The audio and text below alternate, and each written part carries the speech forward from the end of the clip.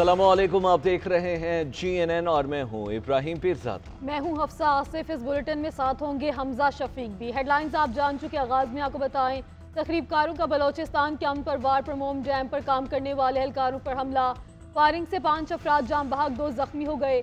हमलावरों ने कंपनी की मशीनरी जला दी। मरने वालों में से एक का ताल्लुक सिंध से है, दीगर पंजगोर के रिहायशी थे। वज़ीर आला बलोचिस्तान सरफराज बुगटी की मज़म्मत, कहते हैं दहशतगर्दी का वाक़या नाकाबिल मुआफ़ी है। दहशतगर्द अमन और तरक्की के दुश्मन है, उन्हें मज़मूम मकासद में कभी कामयाब नहीं होने देंगे। रात की तारीकी में मासूम अफराद का खून बहाने वालों का हिसाब देना होगा। मुलविस दहशतगर्दों को मंतकी अंजाम तक पहुंचाएंगे। तर्जुमान बलोचिस्तान हुकूमत शाहिद रिंद का कहना है दोनों जख्मियों की हालत खतरे से बाहर है। ज़िला इंतजामी अफसरान जाए वक़ुआ पर मौजूद हैं। वाक़े की तहकीकात की जा रही हैं।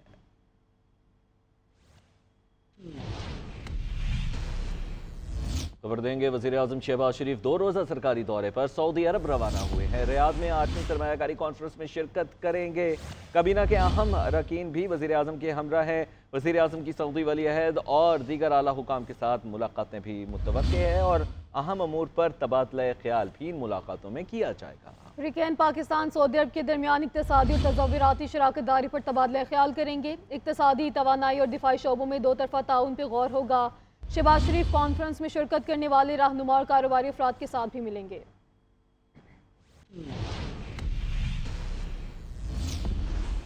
सुप्रीम कोर्ट में जजेस की तादाद में इजाफे का मामला। कौमी असम्बली में बिल जुमे के रोज पेश किया जाएगा। पार्लिमानी ज़राए के मुताबिक सुप्रीम कोर्ट जजेस की तादाद 17 से बढ़ाकर 23 की जाएगी। सुप्रीम कोर्ट चीफ जस्टिस समेत 23 जजेस पर मुश्तमिल होगी। मजीद जान लेते हैं आतिफ भट्ट से। जी आतिफ, बताइए।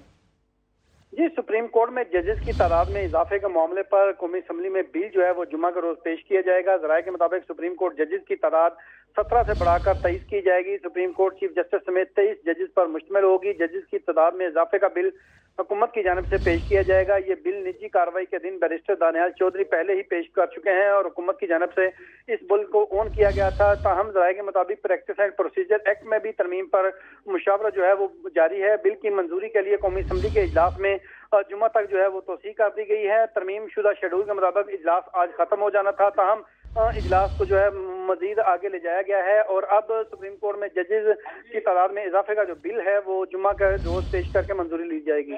जी ठीक है, बहुत शुक्रिया आतिफ। अभी आपको बताएं, पेशावर हाईकोर्ट ने बुशरा बीबी को हिफाजती जमानत दे दी है। बुशरा बीबी को 14 रोज तक किसी मुकदमे में गिरफ्तार न करने का हुक्म। बुशरा बीबी के वकील ने कहा है कि उनकी मौकिला के खिलाफ मुकदमात की तफसील मालूम नहीं, गिरफ्तार ना किया जाए। जस्टिस शकील अहमद ने रिमार्क्स दिए, मेरा ख्याल है खैर पख्तूनख्वा में कोई मुकदमा नहीं होगा। जस्टिस साहबजादा असदुल्लाह ने रिमार्क्स दिए कि अगर यहाँ कोई केस नहीं तो क्या हम हिफाजती जमानत दे सकते हैं। वकील ने कहा कानून और आइन हर शहरी को तहफ़्फ़ुज़ का यकीन दिलाता है। अदालत ने नैब FI समेत तमाम इदारों से मुकदमात की तफसीलात तलब कर ली।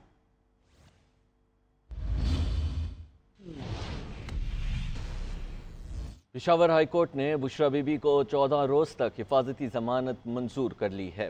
अदालत ने 14 रोज़ तक बुशरा बीबी को किसी मुकदमे में गिरफ्तार न करने का हुक्म दे दिया। मज़ीद क्या तफसीलात हैं, जानिए इस रिपोर्ट में।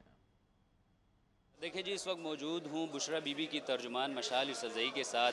आज पेशावर हाई कोर्ट ने बुशरा बीबी को जो है हिफाजती ज़मानत भी दे दी है।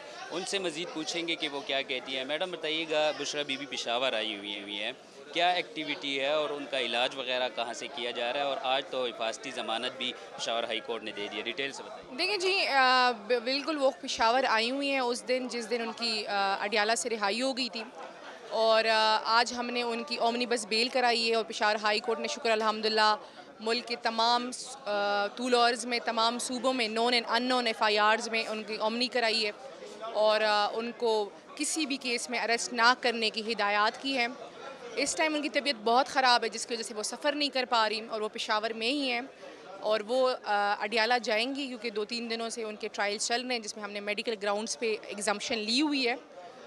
और ये एक्टिविटी तो उनकी कोई नहीं है क्योंकि उनकी तबीयत बहुत ख़राब है, तो इसलिए वो आराम कर रही है। उनका मेडिकल चेकअप हुआ है और सिर्फ आज वो ओमनी के लिए पेश हुई है पेशावर हाई कोर्ट। बहुत जल्द जो है वो सेहतियाब होकर जो है अपने एक्टिविटी जो है वो संभालेंगी। जी, कार सरकार में मुदाखलत के केस में ईमान मज़ारी और उनके शौहर हादी अली चट्ठा का 3 दिन का जिस्मानी रिमांड मंजूर कर लिया। पुलिस की जानिब से 30 दिन के रिमांड की इस्तदा की गई। दौरान समाअत वकील कैसर इमाम ने मौक़िफ़ इख्तियार किया कि जब मुल्ज़िमान इनकार कर रहे हों तो रिमांड मांगा जा सकता है और इसकी समझ भी आती है। यहाँ तो मुल्ज़िमान अपना जुर्म मान रहे हैं। जज अबुल हसन जुल्करनैन ने इस्तफसार किया, आप बताएं कि रिमांड किस बुनियाद पर चाहिए। प्रोसिक्यूटर ने जवाब दिया, वीडियोज़ का फ्रांसिक कराना है।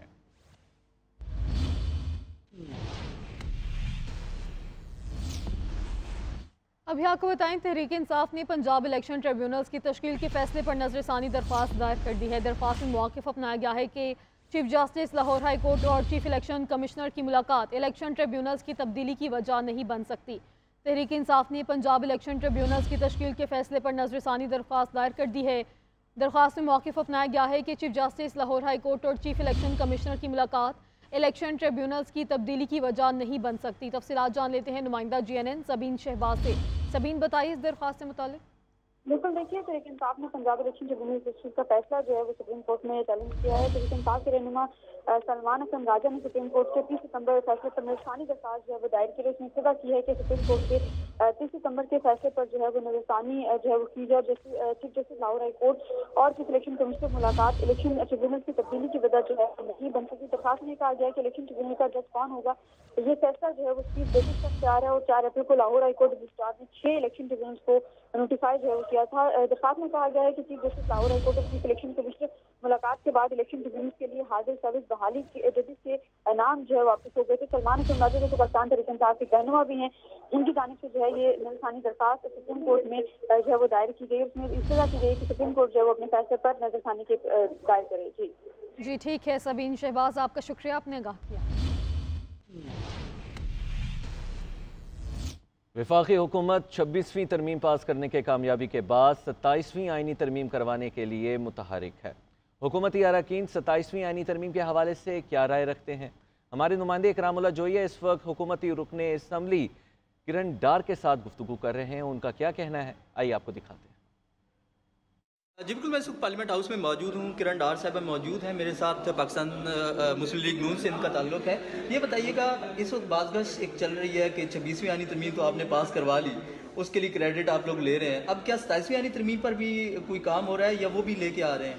देखिए, जो काउंट डाउन होता है और जो काउंटिंग होती है उसमें 26 के बाद 27 से आती है। तो जब भी तरमीम आएगी वो 27वीं आएगी, लेकिन इतनी जल्दी आएगी। ये जो बात गश्त कर रहे हैं या जिसने ये रूमर्स फैलाया है, उनसे ये जरूर पूछिएगा कि कब आ रही है। वो बता सकते हैं मेरे ख्याल से। हुकूमत में तो हम हैं, क्या तैयारी है? हुकूमत में तो हम हैं। अभी तो 26वीं हुई है, अभी 26 को ये डिसॉल्व कर लें, 26 को जरा हजम कर लें मेरे ख्याल से अपोजिशन वाले, तो फिर जिन्होंने वोट नहीं डाला। और आईनी तरमीम ऐसी एक चीज़ होती है जिसमें मुत्तफिका राय जो है ना वो बहुत ज़रूरी होती है। अगर मैं 26वीं आईनी तरमीम में बात करूँ तो वो मसूदा तो फजल रहमान साहब का था, तो ये तो फजल रहमान साहब के साथ ऑन बोर्ड थे, तो फिर उन्हीं की तरमीम के ऊपर जो है वो बात करते और वोट डालते, लेकिन ऐसा उन्होंने नहीं किया। और जहाँ तक 27वीं की बात है, 27वीं आ जाएगी, पर इतनी जल्दी भी नहीं आएगी। आप जो सवाल मुझसे पूछ रहे हैं वो उनसे जरूर पूछिए। कितना जल्दी आ सकती है आपके अंदाजे? हमने तो अभी सोची नहीं है। ये करके बैठ गए हैं, लेकिन हमने तो अभी सोची नहीं है। अच्छा, अभी तक आपने नहीं सोचा? Welcome back. अभी आपको बताएं, सेनेट की कायमा कमेटी बराए तवानाई ने IPPs के साथ मुज़ाकरात करने वाली हुकूमती टास्क फोर्स की रिपोर्ट तलब कर ली। कायमा कमेटी का कहना है कि टास्क फोर्स 1 माह के लिए बनाया गया था, 2.5 माह से ज़ायद का अरसा हो गया है। और सेनेट की कायमा कमेटी बराए तवानाई का इजलास के हवाले से मज़ीद बताने के लिए हमारे साथ ब्यूरो चीफ इस्लामाबाद मियां शाहिद मौजूद हैं। मियां शाहिद, बताइएगा इस इजलास के हवाले से। ये अहम पेशरफ्त है कि IPPs के साथ जो मुज़ाकरात हो रहे हैं उस हवाले से टास्क फोर्स बनाई गई थी और उसकी रिपोर्ट तलब कर ली गई है। सेनेट की कायमा कमेटी ने ये रिपोर्ट तलब की है और कायमा कमेटी ने कहा है कि टास्क फोर्स 1 माह के लिए बनाया गया था। टास्क फोर्स को 2.5 माह हो गए हैं और उससे जायद अरसा हो गया है और टास्क फोर्स के अब तक के मामलात पर कमेटी को ब्रीफ किया जाए और IPPs पर मोहम्मद अली साबिक वजीर तवानाई की रिपोर्ट 2021 की रिपोर्ट पर भी बातचीत जो है वो की जाएगी। और ये भी कहा गया है कि सेनेट की कायमा कमेटी की बराए तवानाई का इजलास 5 नवंबर को होगा। ये तमाम एजेंडा जो है उसमें डिस्कस किया जाएगा। जी बहुत शुक्रिया आपका।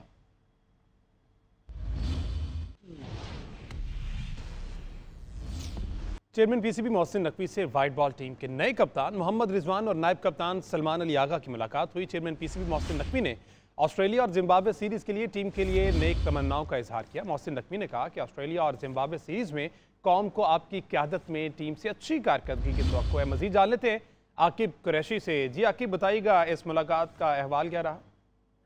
जी बिल्कुल, चेयरमैन पीसीबी मोहसिन नकवी से व्हाइट बॉल टीम के नए कप्तान मोहम्मद रिजवान और नायब कप्तान सलमान अली आगा की मुलाकात हुई है। चेयरमैन पीसीबी मोहसिन नकवी ने कप्तान रिजवान और नायब कप्तान सलमान अली आगा के लिए नए ख्वाहिशात का इजहार किया है और उनको ऑस्ट्रेलिया और जिम्बाब्वे सीरीज के लिए टीम के लिए एक तमन्ना का इजहार किया। व्हाइट बॉल टीम की क्यादत एक किजाज है, ऐसा कहना था मोहसिन नकवी का, जबकि ऑस्ट्रेलिया और जिम्बाब्वे सीरीज में कौन को आपकी क्यादत में टीम से अच्छी कारकर्दगी तवक्को है।